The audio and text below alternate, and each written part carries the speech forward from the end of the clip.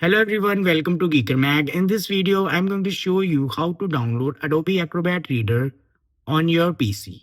Before that, if you find this video useful in any way, like it and subscribe to Geeker Mag. So let's jump right into the PC screen. First, open web browser on your computer. You can use Chrome, Edge, and Firefox or any other browser you prefer. In the address bar, visit this address, its official Adobe Reader download page, and hit enter. I will add the link in a description. Once you are on the official page, you will find this Download Acrobat Reader button.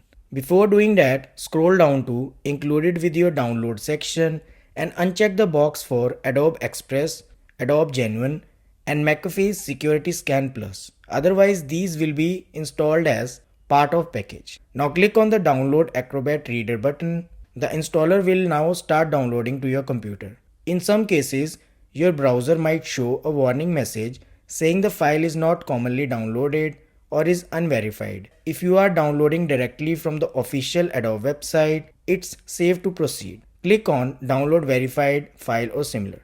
After download is finished, head over to location where the setup file is downloaded and locate the file. It's named something like readerinstall.exe. Double click to run setup file. When USC dialog box appears, click yes to continue. The installer will now download required files and install the software.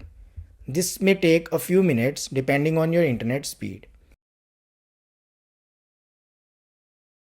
Once installation reaches 100%, click Finish. And congratulations, you have successfully downloaded the Adobe Reader on your PC. You can search, open, and use the Adobe Reader to open PDF files in it. I hope this helps. Thanks for watching.